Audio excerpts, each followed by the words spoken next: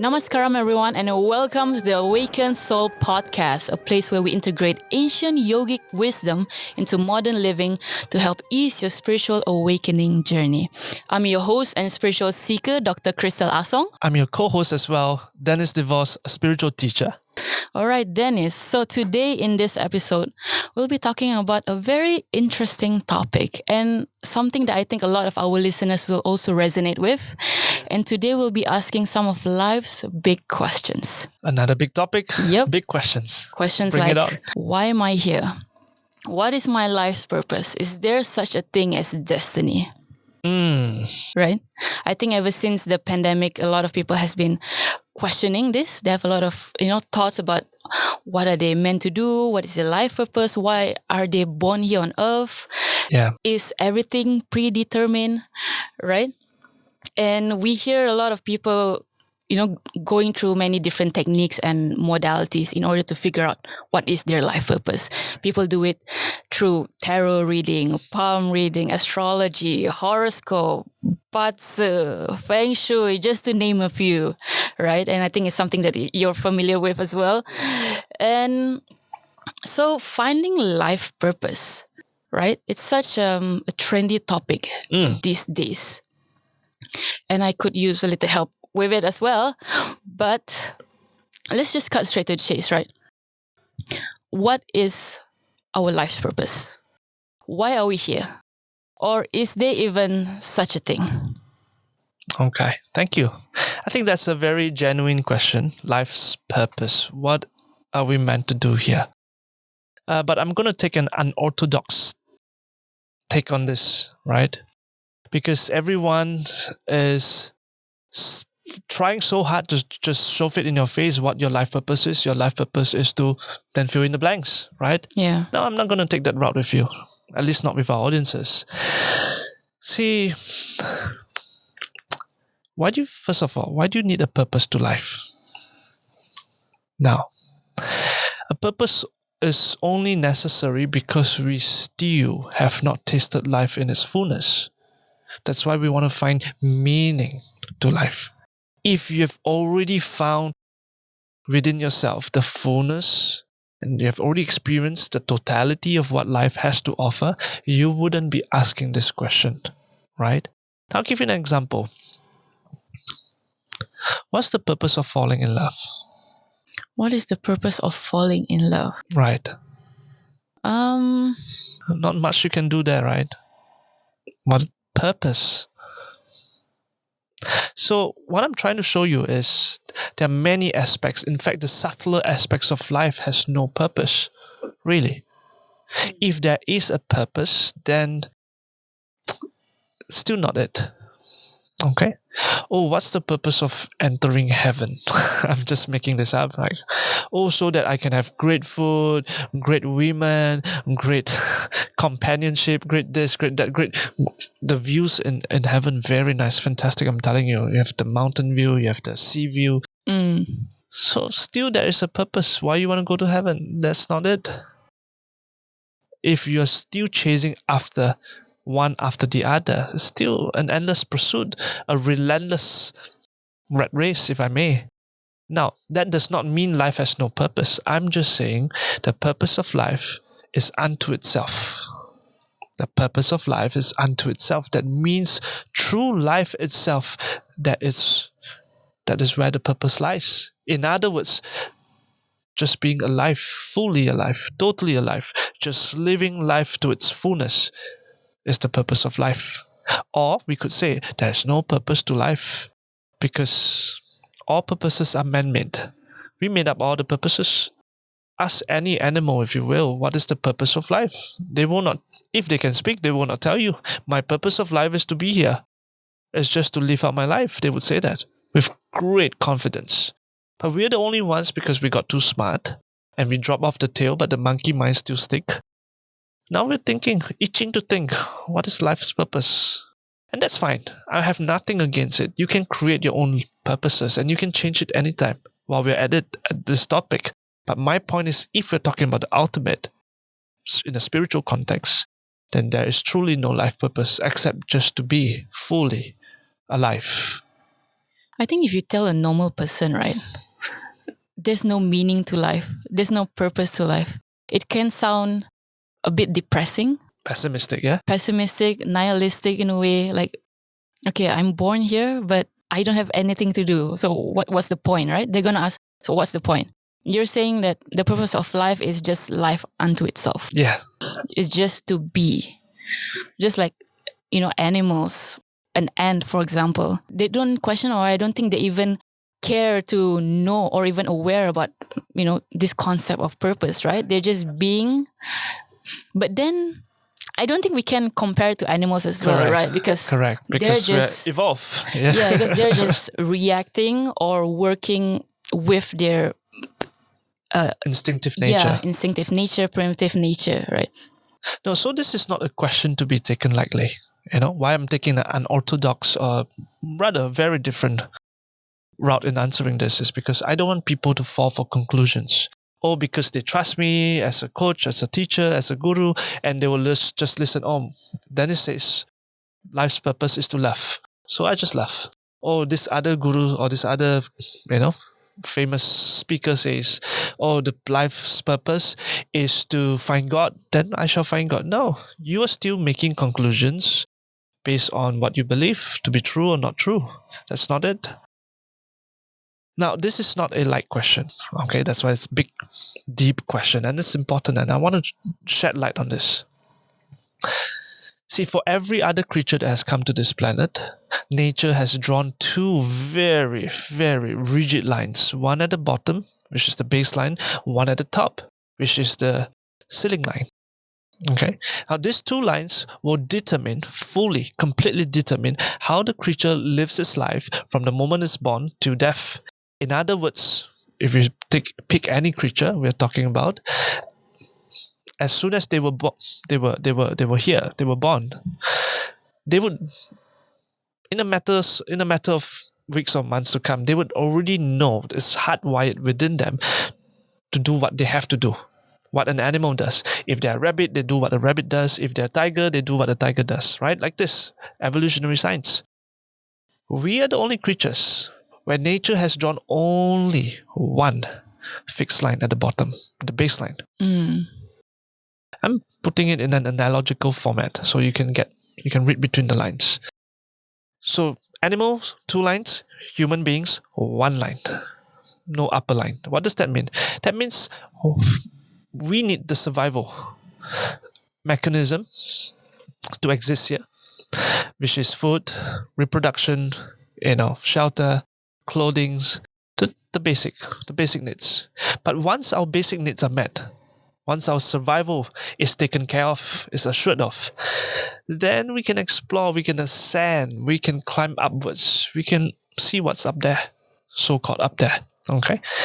No other creatures are capable of asking this question. Why am I here? What am I supposed to do with my life? Who am I? What's the purpose of my life?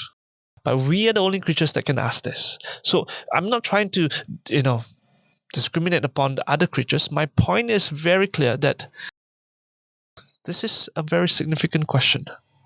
A very life-changing, in fact, mountain-moving kind of question. Because the gravity of this question, it will change the course of your life altogether if you can really, really embody and experience the essence of what this question offers. What am I here for?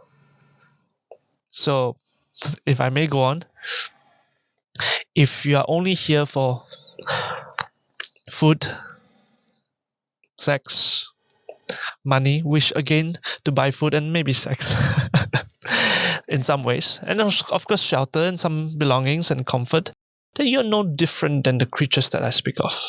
With all due respect, you're no different. Because they're all about survival, and still you are all about survival, right? But no, you are clearly meant for. You have evolved as a being. You have evolved to be more than just survival. In other words, let me put it in human modern language, there is more to life than just work. Would you agree with me? There's more to life than just survival. Sure, work is important. Survival is definitely important, undoubtedly. But there's something more. Something within you and me will not settle for less. I don't mean less money. I don't mean less income, less, possessions. This less is just it not being able to express itself. The life within you not being able to express itself. There's an innate longing within you and me that we just want to break all boundaries. We just want to go beyond and beyond and beyond. Upwards, inwards, forward. We just want to go everywhere, boundlessly. So there's something within us. If it finds expression, conscious expression, then we need a purpose. Because this life within you, the purpose is for it to blossom. Okay?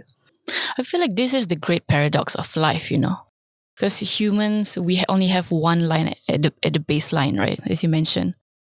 And that gives us the freedom to explore, because now it's boundless. There's no boundaries anymore. But with this freedom also comes suffering. Oh, absolutely. Right? Now people don't know where to go or how to start. Right. What should I do? Yeah. So I think this is like the conundrum that a lot of people are struggling with.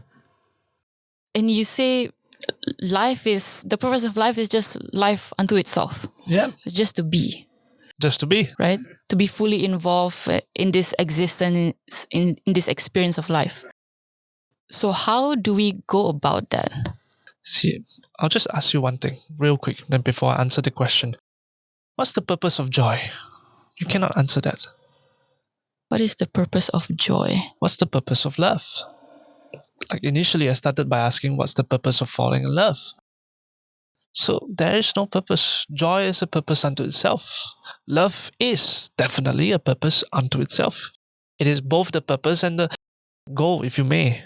I'm saying life is like that as well. Now just imagine this. Right now, for the whole of today, it's in the afternoon right now.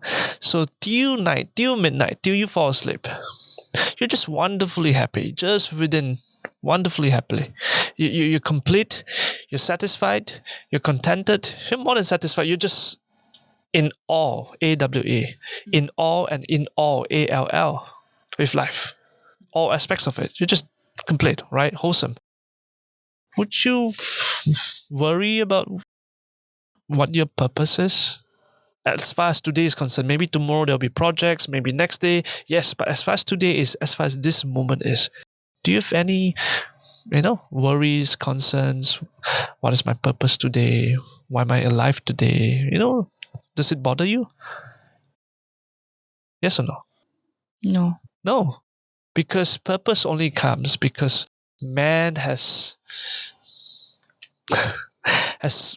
in his own search, in his own limited ways, he's so done with life that he has to find the deeper meaning of life, which is great. But I'm just suggesting that because we've tried so many things and it does not work. First, we figured if I get straight A's, I'm gonna be happy. Then you got straight A's or something like that, and then you're not happy.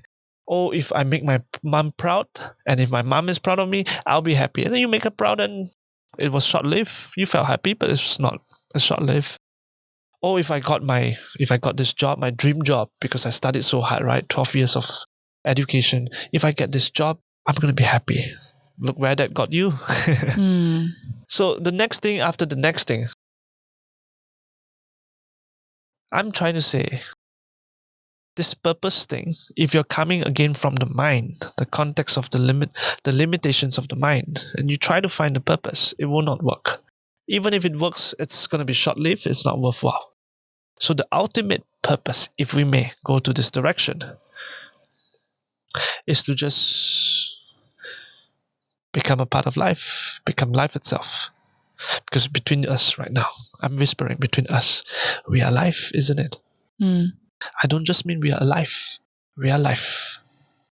So just tuning back to that joyfulness, that peace, that love, that bliss, that wholeness, that is the purpose of life.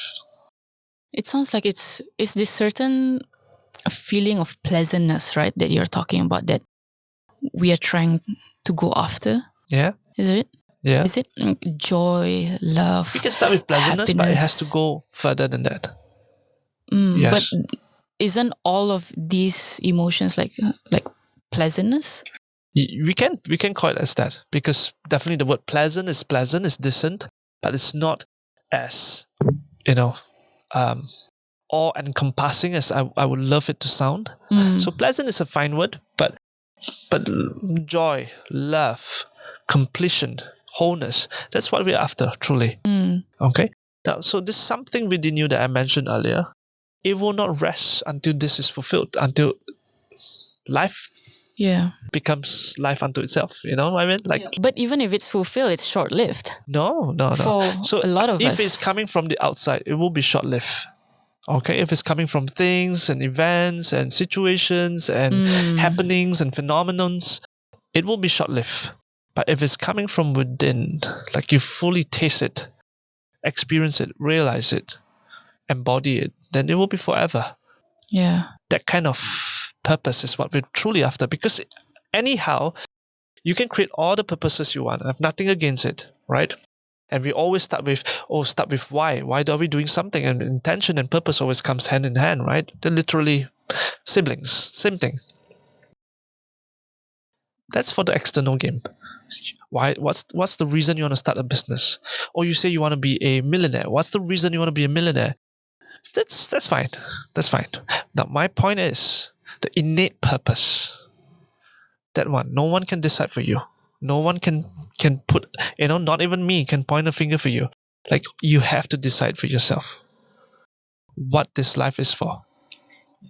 I remember during a workshop, right? I was asking a friend, so what do you think is the purpose of your life?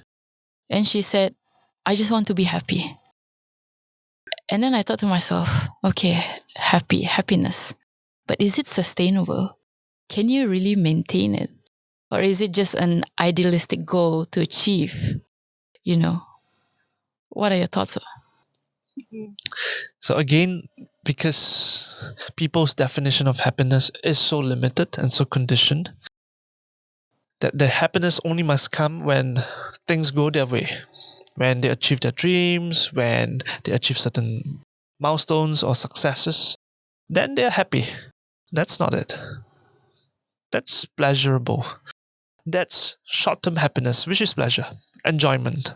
That's pride. I'm proud of myself. That's good. But it's not happiness. This happiness that I speak of, which again ties back to life purpose, is one that is unblemished, unchained, unbroken, unshakable, inextinguishable. It cannot die off. This kind of happiness we're talking about. Imagine a flame that just never dies off. With all due respect, even the sun, the almighty sun, it will die off one day. Billions of years. This, what I'm speaking of, in its truest essence, will never die off. So this, if you want to make it your purpose, I'm fine with that. But if not, just see being alive really is the highest purpose. How sure are you? I'm just making this up, right? Work with me. How sure are you, before you were born, that this wasn't your highest purpose? This life. To be born. Statistically speaking, I'm quoting science. The chances of being born as a human being statistically is 1 in 300 trillion. Just let that sink in. 1 in 300 trillion. I do not know how many zeros that follow. But the point is, my purpose is to hit the lottery. My purpose is to become this, become that. Well, you have already become. You are already that. So you're saying happiness has to come from an inner state of being, right? Independent of external circumstances or factors like material possessions, social status, validation from other people. So it has to come from within ourselves first. Definitely. Yeah. Now, if you want it from outside, you can go get it done, and feel some sense of pride and fulfillment. But it's all short-lived, and it does not. You see, the word purpose goes hand in hand as well with fulfillment, right? Purpose and fulfillment. Because anything you're doing, any activity that you embark on, any venture that you go into, the intention behind it or the purpose behind it is definitely some sort of, maybe specific, but some sort of fulfillment. Definitely you're seeking that. So the only purpose in this sense, if you're asking this question in a genuine context, sincerely you want to find out for yourself, then the only purpose is to allow the life within you to find fullness, to totally find its own expression. Okay? Fulfillment. That's the only purpose. So we can go two routes. Either there is no purpose to life because life is a purpose unto itself. That may sound philosophical for some of our audiences. But the other route, what I'm suggesting is just to find complete joy, fullness, and fulfillment within. Okay, so the two different routes. So I think it's something that we can explore.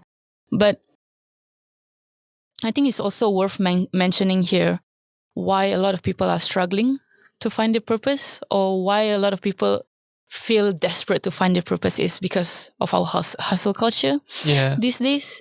When I turn on YouTube, I hear productivity experts, entrepreneurs or social influencers talking about the value of working hard. That tells me something about your algorithm. Yeah, what have you been searching? I watch a lot of business videos, entrepreneurship videos, right? But they talk a lot about, taking massive action, outcompete, outwork other people, sacrificing and compromising. And I always thought it didn't really resonate with me somehow, like that kind of mindset or mentality. And I think that's where a lot of people trip up. Because they feel like if I don't achieve this thing, if I don't follow, this advice by this so-called expert, this person who has already achieved the things that they want, to become a millionaire or to have this house or to have this car, then I'm going to be considered a failure. Or I'm going to suffer from FOMO, right? A failure of missing out.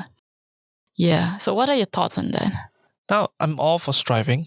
I'm all for doing your best. So in that sense, productivity is fine. We have to produce certain things. We have to contribute. We have to work. That's all. It's fine. Now, my only qualm in this is people tend to lose themselves in the process. Okay? They lose themselves, their essence, their joy, their simplicity, their innocence, their sense of wonder, their sense of curiosity. They lose all of it. Look at the child.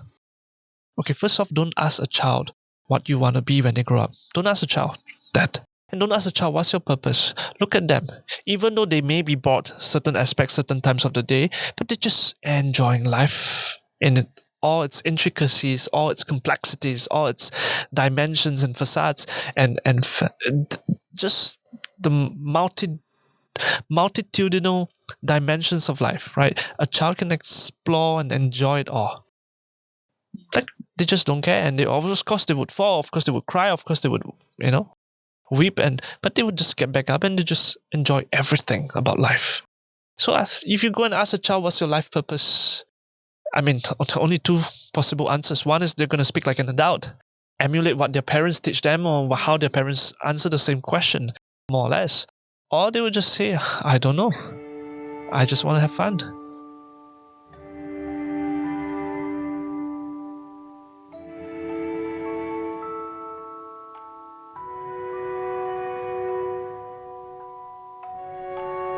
Let's be honest here. When you were 5, 6, 7 years old of age, were you happier generally? Or when you came into your adulthood, your late teenage or adulthood, which were you happier comparatively? When I was younger. It's quite subjective, right? Whatever you remember, yeah. Yeah. But the point is, you look at a child, generally, of course, there are some which, are going through a lot in their household, but just generally, you look at a child, they're so capable of joy. Like, they won't tell you, like, oh, I need to be happy, because they're just happy. Happy is their innate nature. It is still for us. Just that we forgot about it. We forgot to water the plant. We forgot to tend to the garden. We forgot even there was a garden. You call it Eden, you call it joy, whatever you want to call that garden. We just forgot about that garden. So we did not visit the garden, the backyard anymore. But it's at the backyard. It's just right behind you. So it's something that's innate In it. in us. Within. It's born within us. Correct. All of us have it. We just forgot about it, our own nature. Mm. And now we have to, so-called cook up a purpose to compensate for that loss. You see where I'm coming from? But joy has always been your nature. In fact, love as well, right? All these attributes, these human attributes, these are what makes you a human being. So no other creatures, again, have the title being behind the name. We don't call it a dog being. A dog may be wonderful, really. An elephant being, a monkey being. We don't call them that. Human being. So something suggesting that the essence of a human is found in its being. The essence of a human is found in its being. So this being must find conscious expression. Really. If not, then it will not be fulfilled. It will not mean anything. So I'm just saying, right, Crystal, if life is a race, because you mentioned about, the hustle culture, competitiveness, and we trying to one up another person, that's not joy. You doing better than someone else is not joy. If it's joy, then it's a sickness of the mind. Oh, I'm better than you. I mean, you can be better than her, and I can be better than you. That's fine. If we have to talk about the ranking, if we have to talk about certain KPIs, that's fine to me. But if my joy or my source of joy comes from me being better than you, that's toxic. That's really trouble. And the other thing is this: if life truly is a competition, then you must be at the finishing line fast. You know what I mean? Finishing line. If life is a competition, you must run quick to the finishing line. You know what awaits at the finishing line of life? You're talking about our death, right? Yeah, you got it. So if that's not true for you, if you don't want that to happen, then live a slow, long, conscious, deeply rooted in joy and love. Live that kind of life. Make that your purpose. I'm fine. I'm happy for you. It's interesting since you said that happiness, joy, love, these are all something that is innate within us, something inborn, but somehow that we've forgotten.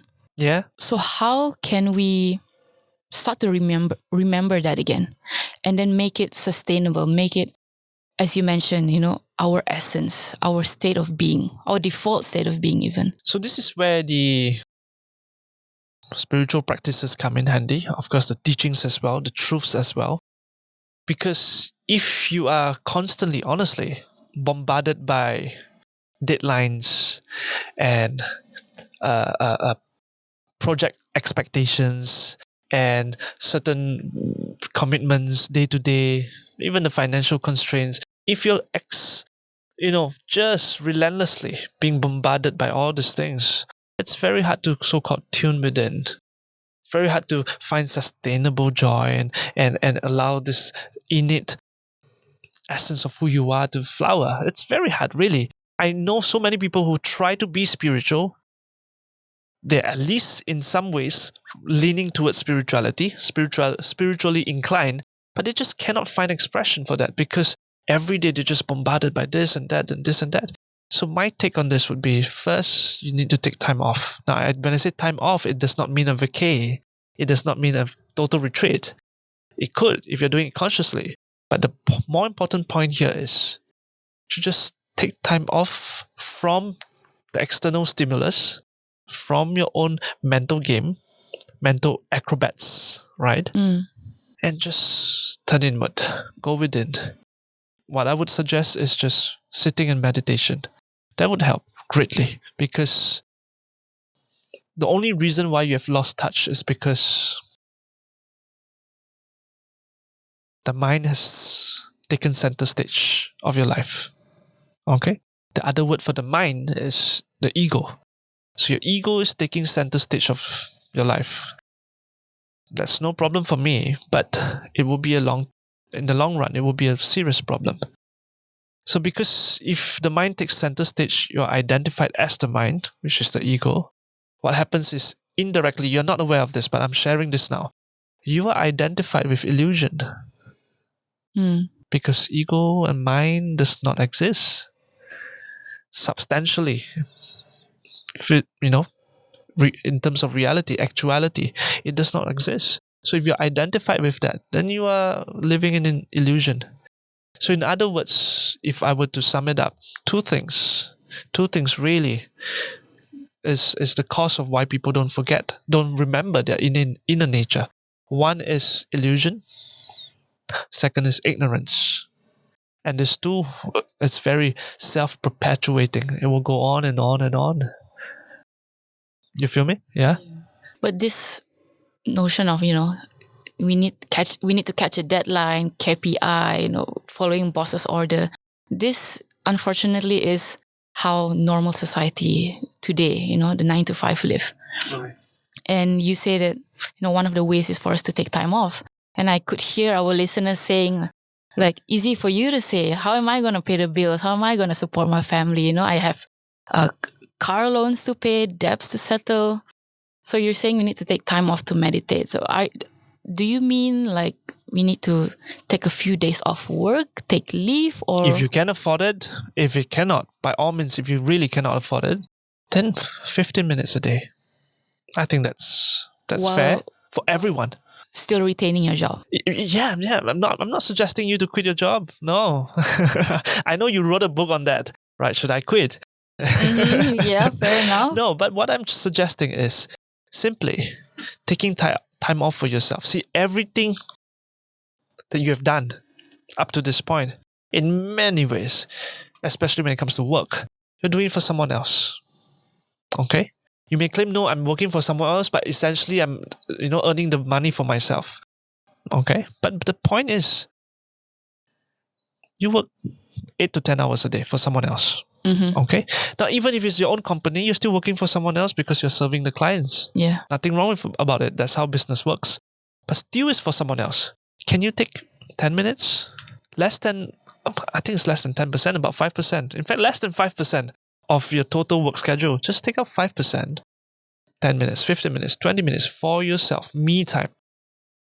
Now, this is where you just sit. You can do other things. You can do, there are other practices which we can talk about later. But you just sit, turn inward, turn your focus, turn your direction, turn your attention inward. There you shall find lustful gems, wonderful rubies, beautiful, indescribable treasures of life within yourself. Can you just share very briefly how we can do that? Like for our listeners, maybe it will be helpful for them. Like 5 minutes of meditating and turning inwards. Like what are some of the things? I think 10 would be a better number. Okay, 10 minutes. Okay. 10 minutes. 5 is too short. With the distraction going on, you would be maybe meditating less than a minute.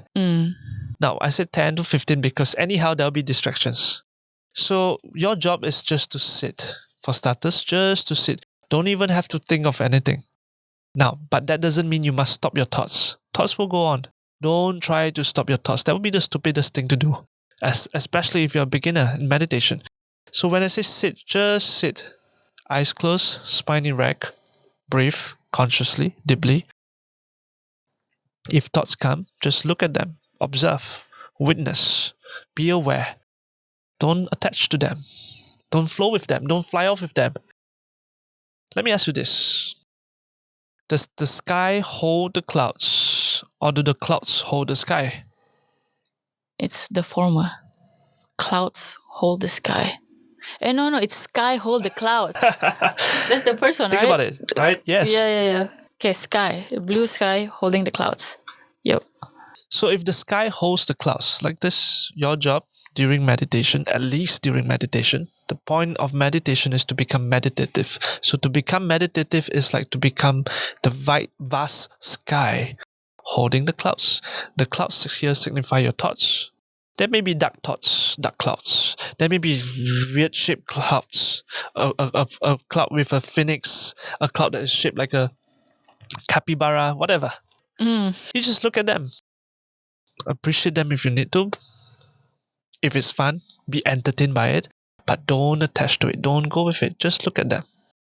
Now, the more you do this, the more you practice this, this is not some, very high tier, advanced level meditative practice. It's just being aware, like eyes closed, thoughts come, be aware of them.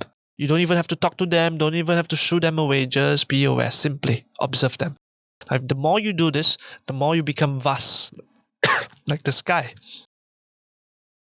Then it's just a matter of time before either two things will happen. Your life purpose will show itself to you, because by then you have already embodied it.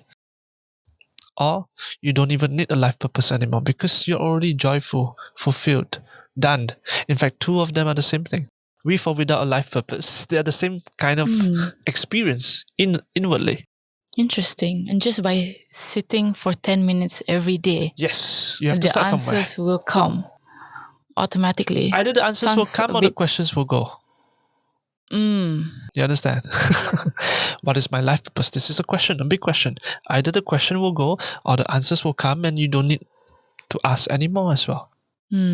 Yeah. Both are the same thing. Yeah, it sounds simple, right? But It is. and too good to be true, but It is. I think something that all of us we can try and apply and see whether it works. If you want something more philosophical, but that takes precedence, it's very important that we take time off again for ourselves to sit. But if you want something more philosophical, something maybe spicier, tastier, I can give it to you as well. Ask yourself this. If I'm going to die 30 days from now, I would wish to say tomorrow, but it would be too scary for most of us. 30 days from now, at least give me some time. Come on. Okay, 30 days, right? Deadline. DEAD, deadline. Now, if you were to go by then, somehow you would be sure of it. How would you live the remaining days of your life? Not just what we will do. I'm not just thinking about, I'll do this, I'll do charity, I'll ask for forgiveness. And those Tick are off the right. bucket list and Those are go right. bungee I'll travel the jumping. world. I'll write a book. Yes, come on. Let's be real. No, I'm talking about beyond doing. How will you show up today, tomorrow, and the next day, till the last day of your life, till your very final breath? How will you show up?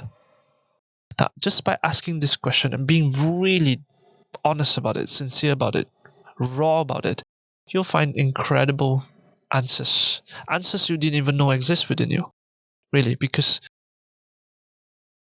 it's mortality of life that gives life meaning. Do you know that? It's the mortality of life, the shortness, the briefness of life that gives meaning to this breath. So, if this is a long life, eternal life, do what you want. Really, do what you want. Screw things up. Make a mess. Suffer. Whatever you do, that's fine. Because it's a long life, eternal, immortal life. But no, this is a short life. Mortal, you are. So if you just remember this, remind yourself of your mortal nature, especially for this body and this mind, it's very much mortal. Means one day it will cease to exist. One day it will expire. So before that day comes, just remind yourself of your mortality. And that itself, you will turn inward. That itself, you will turn spiritual. That itself, you'll turn sweeter and nicer. You will turn conscious. And you will very quickly, very easily become joyful. Sustainably kind of joy. Yeah. Also, by knowing how finite our lifetime here is on earth, right? By being aware of our mortality, I think some people can take it the wrong way. They worry so much about wanting to make sure they get everything right. No, I want to make sure I get the right job, the right partner, the right house, the right company. So everything right. They're afraid of making something wrong or taking the wrong decisions because they know how brief this life is. So what do you think about that? As esoteric as this sounds, you are mortal, No, it's just simple truth. You have to be in touch with reality. Now, whether I say it or not, whether you believe it or not, it's true for everyone, regardless. Even if you're a health enthusiast, even if you're a doctor, even if you're a great scientist, even if you are like this, right? So-called yogi, you will die. This body shall perish one day. So, right now, 2 hours, 3 hours into this conversation, in other words, 2 to 3 hours closer to death, closer to grave, you and I, really. We do not know how long that is. It could be 30 years from now, that could be 2 years from now, that could be 50 years from now. We hope it's longer. But the point is, just reminding yourself of your own mortality. It can assist you and allow you to experience the deeper dimensions of life, because now the prioritization is set. It's set straight, because now at least you know what's important to you. It will come, don't worry. But you have to do this exercise. In fact, there are many schools of thoughts in spirituality. There are many schools of thoughts that start off with this. They don't start to teach you some esoteric, deep, secretive, universal something. No. They just start off by telling you, you will die. You're going to die. Are you sure you want to do this? You're going to die anyway. Are you sure you want to become a monk? You're going to die anyway. Are you sure you want to practice yoga? You're going to die anyway. They just keep so-called brainwashing you, but reminding you of your mortal nature. Because those who are not reminded of this, they'll continue to live an ignorant and illusory life. What do you mean by that? Because they think they're going to live forever. So they just do things, the whole thing, the whole package, intoxication. Taking life for granted, basically. Everything. Everything for life. Everything for granted. So then only when it comes to that moment of death, let's hope it's not sudden, let's hope it's old age and, like this, slowly, then only they reflect.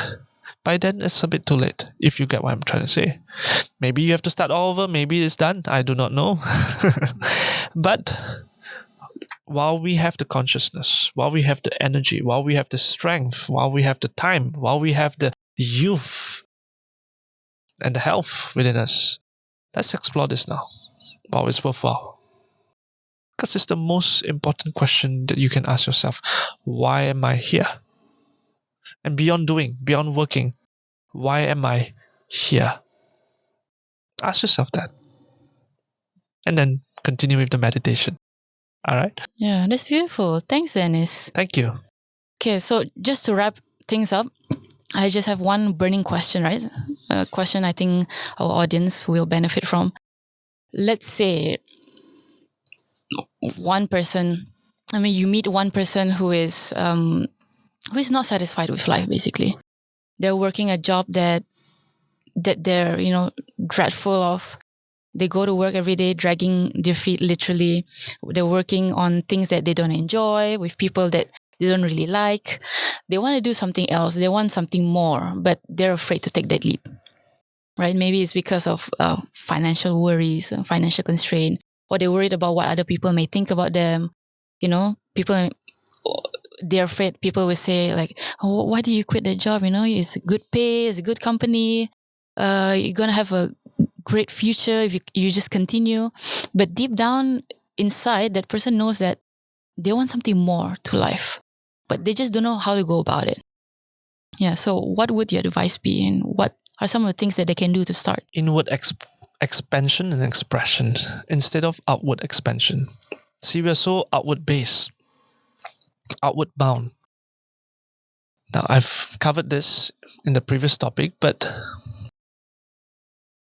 the finite nature, everything in this physical existence is finite, it's limited, is time bound, time and space bound, which means it will end one day, it will perish one day, it will expire one day. Now you can do all the work you want, meaningful or otherwise, serve humanity, volunteerism, eco-friendly work, whatever it is that you're doing, you're passionate about, please do it. First, because life is too short to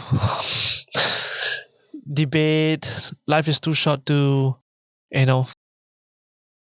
someone once told me, if you do not know what you are supposed to do everything. I think that's just the stupidest advice. He said it in a particular context. I'm paraphrasing. Stupid because you really don't have time to do everything. But I think if I would rephrase what he said, do anything. Okay? Not everything. Do anything.